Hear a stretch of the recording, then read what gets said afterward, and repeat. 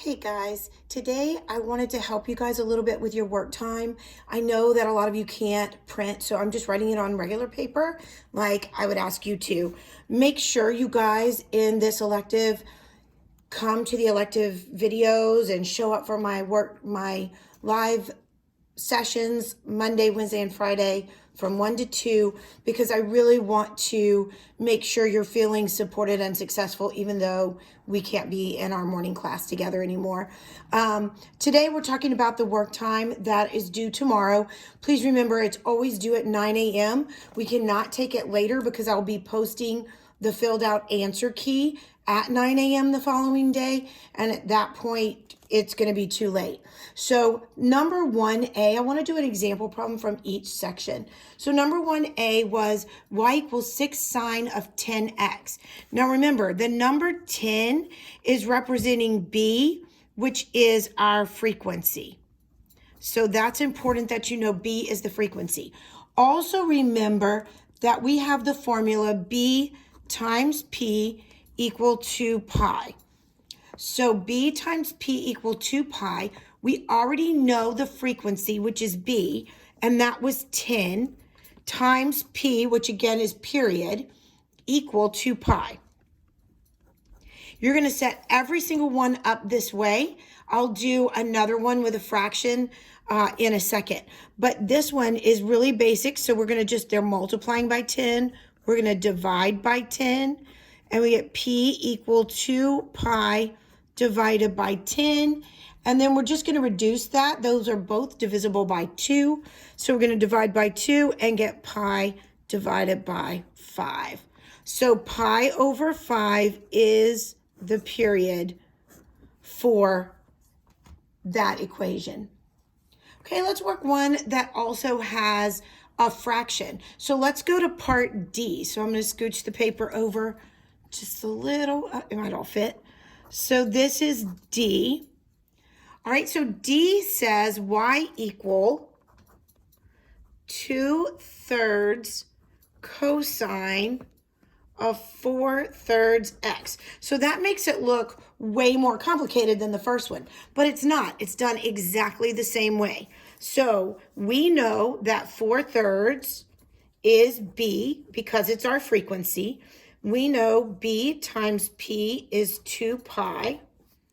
Our frequency, or B, is 4/3 times the period equal 2 pi. So we're good there. Now we know when we divide by a fraction, we multiply by its reciprocal. So we're just multiplying both sides by the reciprocal, which is 3/4. That's because that cancels out and leaves us with P, which is what we want. And then this is over 1. So we get 2 times 3 is 6 pi over 4. Again, that's divisible by 2. So we divide everything by 2 and get 3 pi over 2. And that's our period for D. Okay? So that's how we do number 1. So let's go down to number, let's see, number 2 is pretty much identical. You're doing the same exact thing, only you have pi in the answer. So let's do 2A. So let's look, we're gonna roll up here, 2A. All right, so for 2A, this is exactly what we've been doing, but we have a pi in our frequency. So it's sine, let's see, 2A is 5 sine of 2 pi over 7x. So notice that up here, we didn't have pi in the frequency, and now we have pi in the frequency. Well, that doesn't matter. We're going to work it exactly the same way.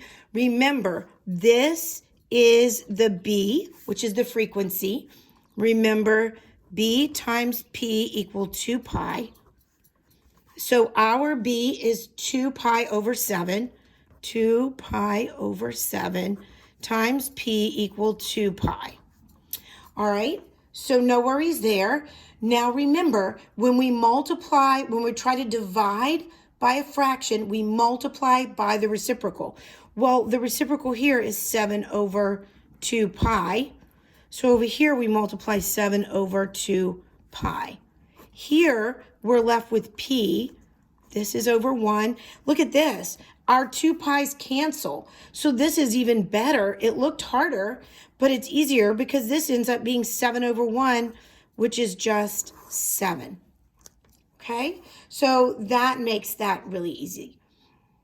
All right. As far as the word problems, they're all exactly the same for 3 and 4. It's just asking you with multiple choice answers. For number 5, we kind of talked about this on the note catcher, but it says when the period of a sine function doubles, the frequency does what? So if the period doubles, then the frequency does what? Okay, so the answer is that the frequency is halved because remember, B times P is always 2 pi. And if you remember, anytime we make this larger, this gets smaller. So if I double the B, then the P is halved. If I double the P, then the B is halved. And again, we talked about that, but I didn't want that to be confusing. I wanted you to understand that that's referring back to the patterns that I had you notice in the note catcher. For number 6, I just want you to go on Desmos. So for number 6, and I'm going to scroll back up here on my paper, go to Desmos and type in P equal 2 pi over B, but you have to use your X and Y instead. So since you have to do that, then I want you to use Y equal 2 pi over X. And you're going to be able to see what the graph looks like. And I think that you'll find that graph interesting. As far as number 7, so we're going to scooch up and I'm going to help you with number 7. And that'll be the end of today's video. We have the equation y equal negative 2 cosine of pi over 8x plus 3. Okay, let's remember that this is your A, this is your B, and this is your C, and we are referring to cosine. So when we look at this graph, first of all, you could easily type this into Desmos or a calculator to help you. But if we're looking for the exact period, remember when I ask you for period, if you know your frequency, then you can set that up. So for A, we can set that up as pi over 8, which is B, times P equal 2 pi, and then solve that like we've been solving all of the rest.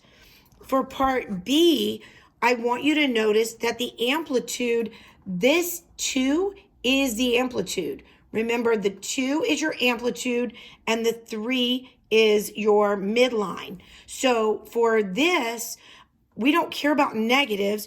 We know the amplitude is the absolute value because it's just the distance away from the midline. And we know that that's 2. And then we know that for part C, not only do we have that, but we know our midline is C, and the midline is over here. That's C. So that is 3. So what does that mean as far as a graph? So I'm going to show you this real quick. Okay. So I've just shown you those. Actually, I'm giving you the answer there on accident, but maybe it'll help. So remember, we can look at this graph and see that our midline is 3. So you just do a dotted line at 3. We know that our amplitude is going to go up 2 and down 2. So we're going to go down 2, up 2, down 2, up 2, down 2.